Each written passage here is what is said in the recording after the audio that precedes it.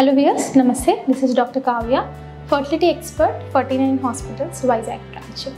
ఈ వీడియోలో మనం ఇంప్లాంటేషన్ అంటే ఏంటి, రికరెంట్ ఇంప్లాంటేషన్ ఫెయిల్యూర్స్ ఏంటి, కారణాలు ఏంటి, వీటి గురించి తెలుసుకున్నాం. ఈ రికరెంట్ ఇంప్లాంటేషన్ ఫెయిల్యూర్ అనేది మెయిన్లీ IVF చేసుకున్న కపుల్కి వర్తిస్తుంది. ఇంప్లాంటేషన్ అంటే ఏంటి అంటే గర్భసంచిలో బేబీ అనేది ఏర్పడిన తర్వాత న్యాచురల్ ప్రెగ్నెన్సీ అయినా IUI అయినా టెస్ట్ ట్యూబ్ బేబీ ట్రీట్మెంట్లో అయినా సరే తల్లి గర్భానికి బేబీ అనేది ఫస్ట్ అతుక్కుంటుంది. అతుక్కున్న బేబీ అనేది కంప్లీట్లీ గర్భసంచిలో ఎండోమెట్రియం అనేది లోపలికి వెళ్ళిపోయి అక్కడ బేబీ అనేది గ్రో అవడం స్టార్ట్ చేస్తుంది అనమాట. సో అక్కడ బేబీకి సంబంధించిన బ్లడ్ సప్లై అంతా ఫార్మ్ అవుతుంది. సో దాన్ని జెస్టేషనల్ సాక్ అంటారు. It will start growing and slowly step by step baby will be having different steps, different parts, different growth factors అనేవి ఉంటాయి అన్నమాట. సో ఈ నార్మల్ ప్రొసీజర్స్లో కొంతమంది మనం IVF ట్రీట్మెంట్ ఇచ్చినప్పుడు very good quality embryos transfer చేసుకున్నప్పటికీ మనకి లోపలికి వెళ్ళిన తర్వాత బేబీ అనేది ఇంప్లాంట్ అనేది కాదు. దాన్ని రికరెంట్ ఇంప్లాంటేషన్ ఫెయిల్యూర్స్ అంటారు. మనం రికరెంట్ ఇంప్లాంటేషన్ ఫెయిల్యూర్స్కి అసలు ప్రెగ్నెన్సీ వచ్చే అవకాశం ఉంటుందా, లేదు ఇంకేమన్నా ట్రీట్మెంట్స్ ఉంటాయా అని చెప్పి చూసుకోవాలి.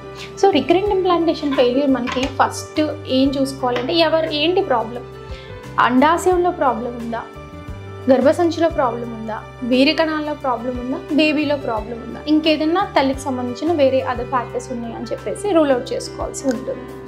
మనం చూసుకోవాలి ఫస్ట్ మనకి IVF చేసేటప్పుడు ఎగ్ అనేది ఇంపార్టెంట్. మనం ఎగ్ని బయటకు తీస్తాం కాబట్టి ఎగ్ క్వాలిటీ ఎలాగుంది, ప్రొసీజర్ ఎలాగుంది అన్నీ చూసుకోవడం అనేది జరుగుతుంది. ఈ ఎగ్ క్వాలిటీ అనేది ఇంప్రూవ్ అవడానికి ఏమైనా పర్టికులర్ మెడిసిన్స్ ఉన్నాయా? యాజ్ సచ్ ఎగ్ క్వాలిటీ పెరగడానికి, ఎగ్ నెంబర్ పెరగడానికి ఎటువంటి మెడికేషన్ అనేది ఉండదండి. There are certain medications what we give just to improve the energy of the egg అనమాట. సో దీన్నే మేము క్వాలిటీ అని చెప్పి చెప్తాం. రియాక్టివ్ ఆక్సిజన్ స్పీసెస్ అనేవి మన బాడీలో ఉంటాయి. యాంటీ ఆక్సిడెంట్స్ ఇవ్వడం ద్వారా ఏంటి అంటే ఆ ఎఫెక్ట్, ఆ రియాక్టివ్ ఆక్సిజన్ స్పీసెస్ మీద బాడీ పైన ఎఫెక్ట్ అనేది తగ్గిస్తుంది. ఆ మెడికేషన్స్ అనేవి ఇవ్వడం అనేది జరుగుతుంది. సో ఎగ్ క్వాలిటీలో ఏదైనా ప్రాబ్లం ఉంటే ఈ 2 to 3 months మెడికేషన్ ఇచ్చి మళ్ళీ IVF చేయడం అనేది జరుగుతుంది.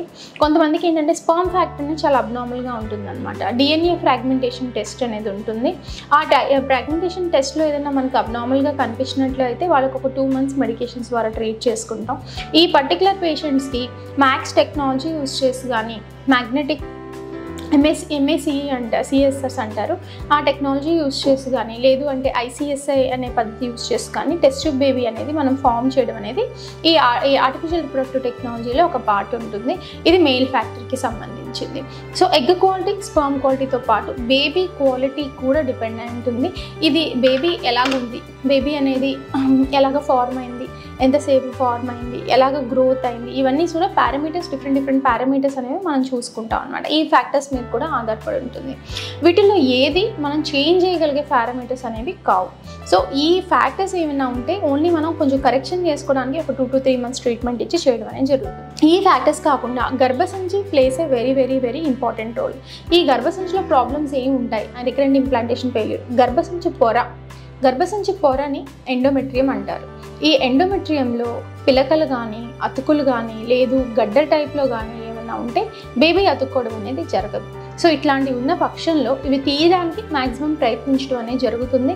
అంటే ఫైబ్రాయిడ్కి మైమా రిమూవల్ అంటారు, అడ్హిసోలైసిస్ అంటారు. ఈ పద్ధతుల ద్వారా ఏంటంటే గర్భసంచిలో ఏదైనా ప్రాబ్లం ఉంటే కరెక్ట్ చేయగలిగిన ప్రాబ్లము కరెక్ట్ చేసుకోవచ్చు. కొన్నిసార్లు ఏంటి అంటే it will be a very severe condition, చాలా పెద్ద గడ్డ, విపరీతమైన అతుకులు ఉన్న పేషెంట్కి ట్రీట్మెంట్ ఇవ్వడం అనేది కష్టంగా ఉంటుంది. ఆ కండిషన్లో మనం ఎన్నిసార్లు ఎంబ్రియో ట్రాన్స్ఫర్ చేసుకున్నా సరే ఇంప్లాంటేషన్ అనేది అవ్వకుండా ఉండే లక్షణం కూడా మనకు కనిపిస్తుంది అనమాట. ఈ పర్టికులర్ పేషెంట్కి అడ్వైస్గా సర్రోగసీ అనేది పేషెంట్కి చెప్పడం అనేది జరుగుతుంది. ఇది గర్భసంచి సంబంధం.